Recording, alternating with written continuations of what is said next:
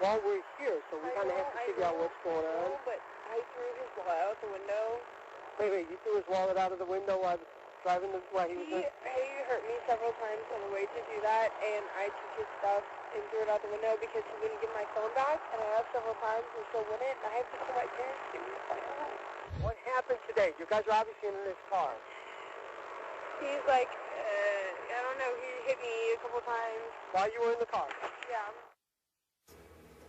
You just heard the police dash cam from Johnny Manziel's alleged domestic altercation with his girlfriend Colleen Crowley. Christine Brennan wrote a column for USA Today Sports about this incident, in which she argued that based on NFL policy and the evidence we have from the situation with his girlfriend, Johnny should already be placed on the exempt list.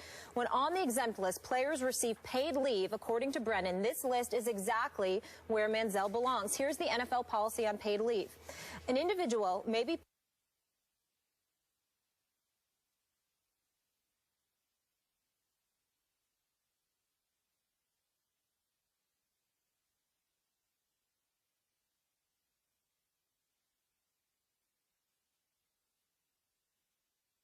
leave will last until the completion of the NFL investigation or disposition of a criminal charge. Skip, should Johnny be on the exempt list? Molly, Stephen A., yes, he should be. And I want to applaud Christine Brennan for stepping up and writing this today in today's USA Today. And as you know, Stephen A., and I'll say it again up front, I'm a fan of Johnny Manziel's. Heck, I consider myself a friend of Johnny Manziel's.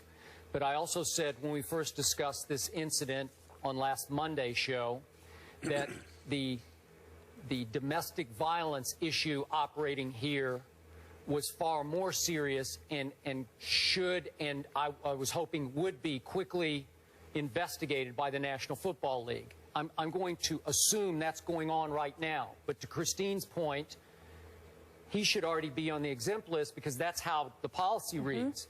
And there is plenty enough just on the dash cam from his girlfriend that raises enough suspicion, at least to me, that it's for sure that he should be on the exempt list. And it sounded like some form of domestic violence did take place.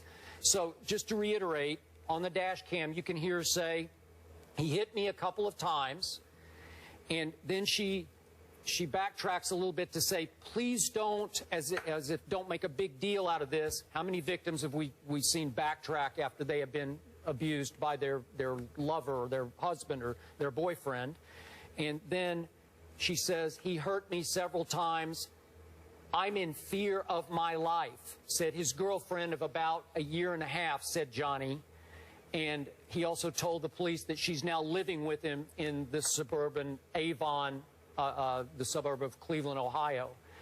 My first issue is with the Avon suburban police.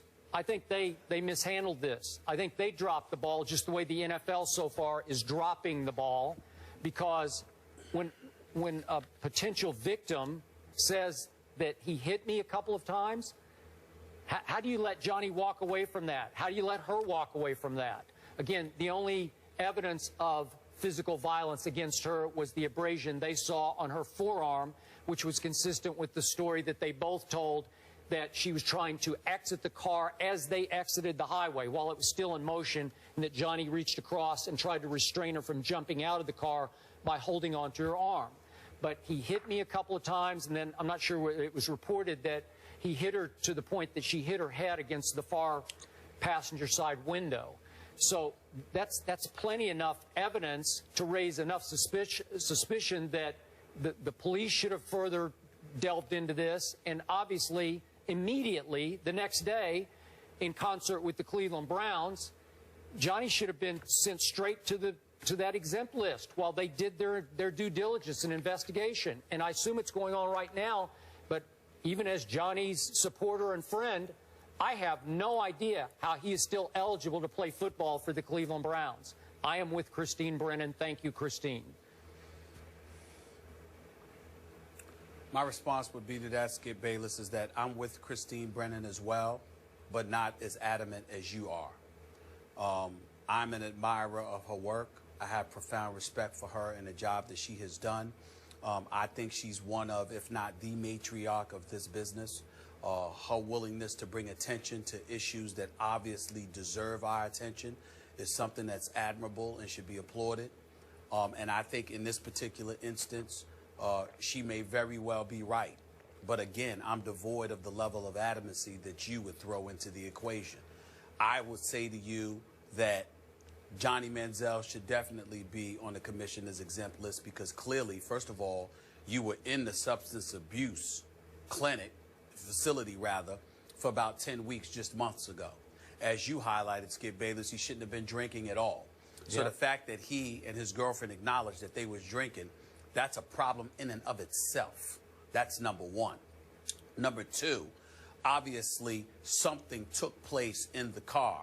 There is no denying that. She threw his wallet out of the window and then she tried to jump out of the car while it was in motion. And like you highlighted, the report says that the abrasion on her forearm, her left forearm, is consistent with their story that she tried to go out the car while it was moving and he grabbed her. Okay, so we get all of that. So I understand that. And the fact is that based on that, combined with the alcohol, combined with the fact that she has levied an accusation saying that he hit her a couple of times, I would say to you that based on that alone, Christine Brennan is absolutely right. According to the new domestic violence policy that the NFL has implemented, where they highlight some of these hints and some of these nuggets of information that could contribute to the belief that there is a problem and that would warrant somebody being on the exempt list, I definitely think it's an apropos position for the Cleveland Browns, for the NFL itself to take in this matter. So in that regard, I do agree.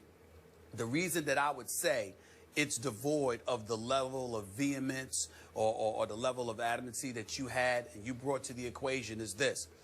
Somebody out here needs to speak up for men who would never put their hands on women. And I think that we have gotten to a point in our society where the mere accusation is enough to convict somebody in the court of public opinion. And that's where I jump off the boat.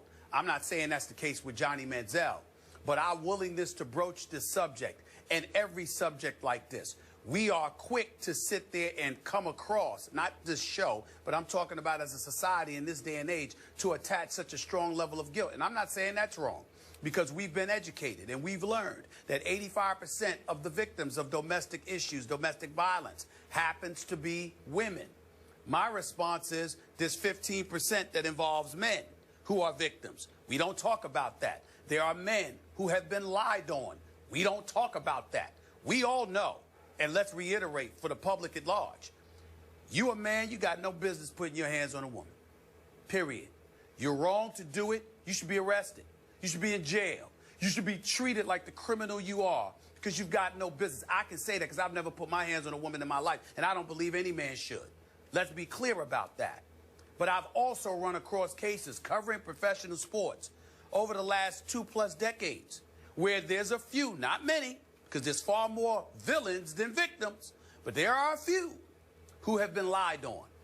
And so I want to take a moment to applaud the NFL for doing its due diligence and investigating the matter to make sure that there is something here where Johnny Manziel could ultimately be put on that exempt list. I believe, based on the evidence that we've been given, it looks bad for Johnny. And even though we both support him, damn it, it looks like he should be on the exempt list. It looks like there are consequences that he should suffer. But that's just us on the outside, just looking at what's been reported.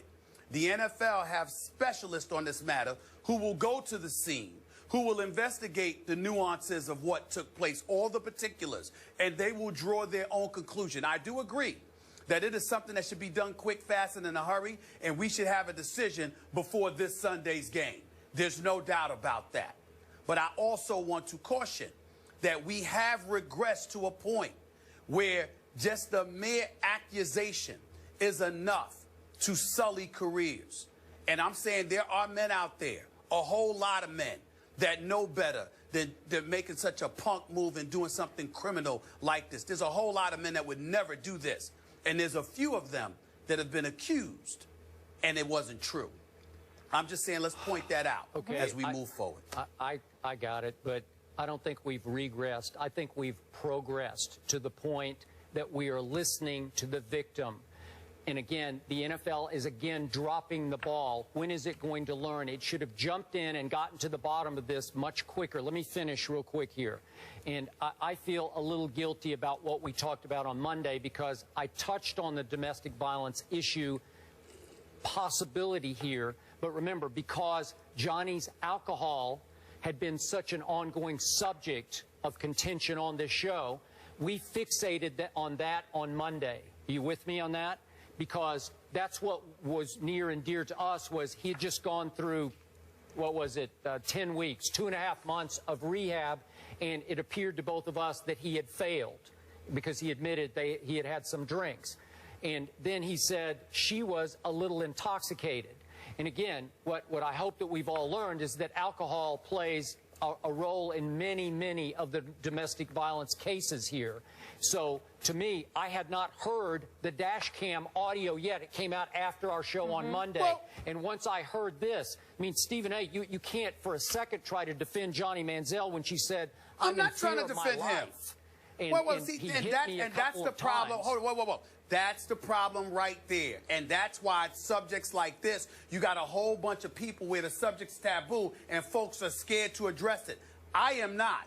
I didn't hear the dash cam. Had we heard the dash cam before Monday's show, we would have addressed it. That's point number one. Point number two, I didn't sit here and try to defend Johnny Manziel. You didn't hear me say that he doesn't belong on the commissioner's exempt list. Did you not hear me say that if he is found to be guilty of such a matter, if we find evidence and it's corroborated what has been said, his behind needs to be on the exempt list. He needs to be out of the NFL. He needs to be dealt with because you don't have any business putting your hands on a woman. I recall saying all of that. But we live in this world where one sentence can get a headline and all of a sudden everybody can dilute the message. I'm not going for that. What I am saying is very clear. And by the way, don't lump me in. Don't lump yourself in. Don't lump this show in with when I use the word regress. What I'm talking about is this. I'm talking about there are a few folks out there that are not guilty of such things. So you've never put your hands on a woman. I know I haven't. We know plenty of men who haven't. Let's make sure that we disseminate that message while recognizing that there are abundance of women out there who have been victimized. They do deserve the attention. They do deserve us bringing attention to that. But the point is that in the process of doing all of that, we have gotten to a point where the leagues itself, Christine Brennan pointed out in her article, the NFL has done its due diligence. We said nothing about the National Hockey League. I brought it up months ago. Nobody has said anything about the National Hockey League and a level of due diligence they have refused to put towards the issue of domestic violence, how the Major League Baseball was late to the party because this had been going on in baseball for the last quarter century, but all of a sudden when it comes to the National Football League, and God forbid if it were the NBA, we would be all over it. I pointed that out weeks ago. So it's not us that hasn't brought attention to it. It's the professional sports leagues that exercised a dereliction of duty and didn't put forth the level of due diligence that they were supposed to. The media has always brought attention to it. It is the professional sports leagues that have not done what they were supposed to do. Don't lump us in with them. That's not us. That's not us. Stephen A., can I jump in here for a second? Please, Molly, please. I think there's two parts for me with this. It's unfortunate that Johnny continues to find himself in the news for everything except football. And I fear that this could be his last stop with the Browns. And I think the league has been given him a lot of chances and very patient with his off-the-field issues. Again, I look at both sides of the situation. This is a societal issue, not solely an NFL issue, but pertaining to Johnny in this situation with his girlfriend. The NFL's beefed up their staff, their discipline, their policy. They need to investigate this. We're told that they are, but I agree with Christine Brennan and both of you that they did drop the ball again, and he should be on the exempt list. He fits into that category, and I know the NFL is going to be paying attention to her article, and they do tend to be reactionary at some points, but that's where he belongs right now. And until we have all the details, and then we decide what the next step is with Johnny Manziel. But we have enough evidence based on that that tape that we played on what occurred, that this needs to be looked into, and he doesn't need to be suited up this Sunday. Well, that's fair, but then the league will tell you that they've got a players association to deal with. So what they want to do is investigate the matter, and as long as they investigate it before Sunday, what's the problem?